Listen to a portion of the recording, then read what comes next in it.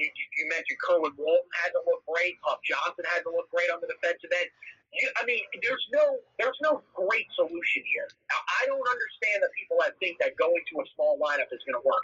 If you're going to a small lineup, you better have good perimeter shooting. Carolina does not have good perimeter shooting. But this is a matchup problem, and Carolina's got to be able to take care of business in this one. Look, you've got to be able to hold on to the basketball. Turnovers are going to be key in this game because, again, this is another team where if you're not careful, this team could have 20, 25 points off the turnovers with how well they shoot the three. This could be a game like Iowa where if they get hot, you're going to be in a lot of trouble really quickly because the points will start adding up. So Carolina's got to come out aggressive, and I think that's one of the biggest things is they've got to come out with the mindset of what we just talked about. Your season is on the line in this game. You've got to come out and play great, and you've got to win this game, or else you're probably done. So, that shouldn't be the mindset that they carry the rest of the season, but that should be the mindset that this game involves from, the player's standpoint, even the coach's standpoint, that we need this win. Because if you just feel like with this team, and, it's actually somewhat been, shown in some of the games, too, this year, especially that game against NC State. It feels like if you just get one win, that could be the start of something. Because it feels like there is enough here with this team. But you got to get that first win. And I think this is a great opportunity to do it. But you're going up against a team that matches up pretty well against you. Yeah. The whole thing about going zone, I'm at the point now where I think that's Carolina's best defense. And they haven't played zone all year.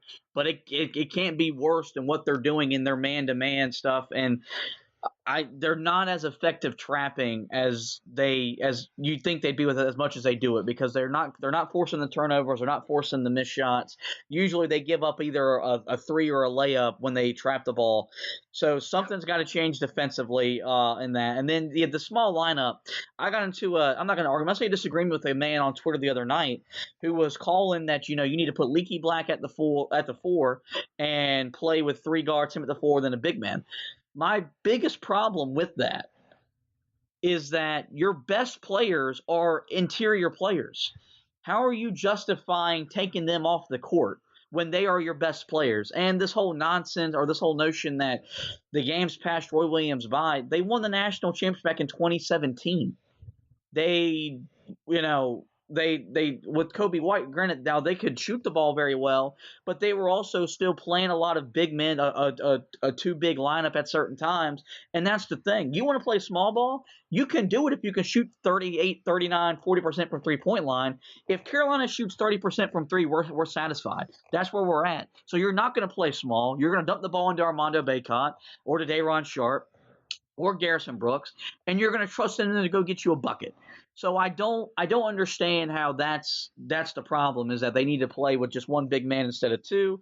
And because, and as you mentioned, the guards haven't shown you enough to warrant saying, well, if we open the floor for them, they're just going to start making all these plays they haven't made yet. Well, no, if they were good enough. Entry pass. Exactly. People to go out and just all of a sudden look like a completely different team because you open the middle of the court up. I don't see that. Me neither. And my thing is this: if they're that good, they'd be making those plays even with the lane clogged. So that's but that's my opinion. But this is Carolina's season. This is most important game of the year. This really determines how the rest of your season is going to go. Because as you mentioned, I thought the Kentucky win was a win that they could have springboarded and got off to a great start. That didn't happen.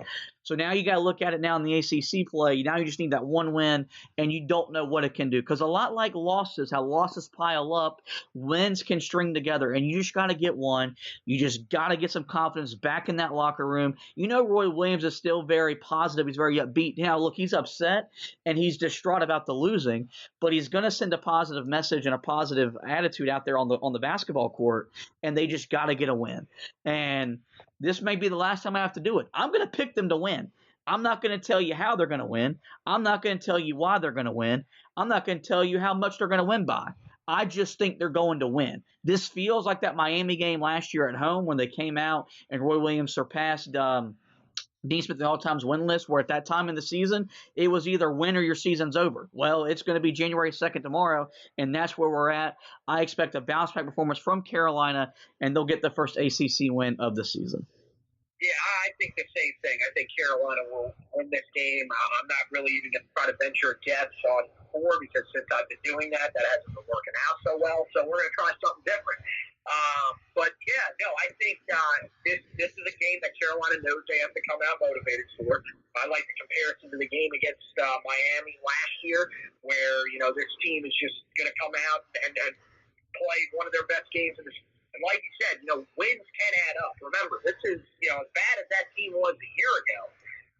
They won 4 straight at one point towards the end of the season before losing to Syracuse in the ACC tournament. So it can happen. Getting a little bit of confidence, it'll shock you what a little bit of confidence can do for you.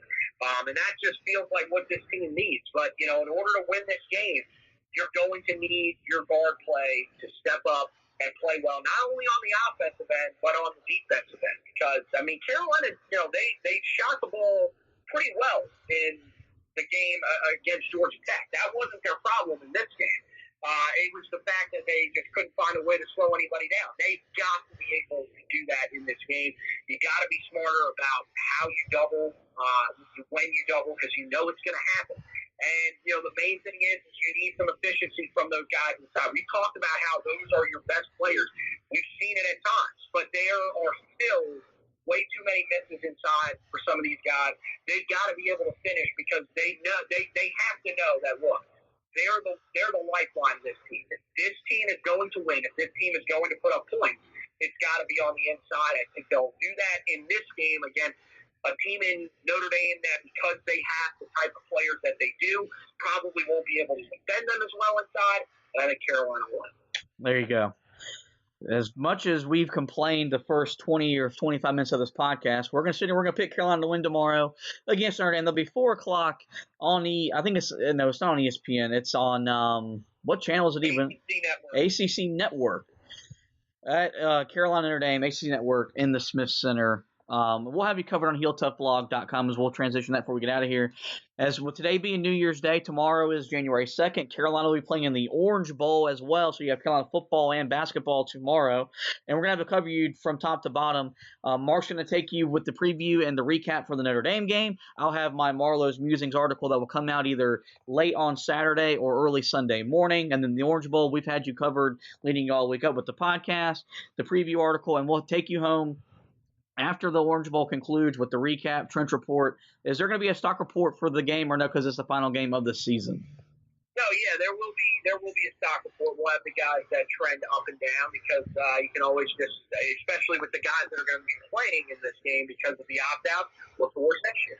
Okay, so then there will be a trench report. So we'll have you covered with everything going around Carolina football and basketball tomorrow on HeelToughBlog.com. And last, we encourage you guys to rate, review, and to subscribe to the podcast. You can find us on every major podcasting platform. You can find us on Spreaker, iTunes, iHeartRadio, Spotify, Google Podcasts, TuneIn, iHeartRadio, Pandora.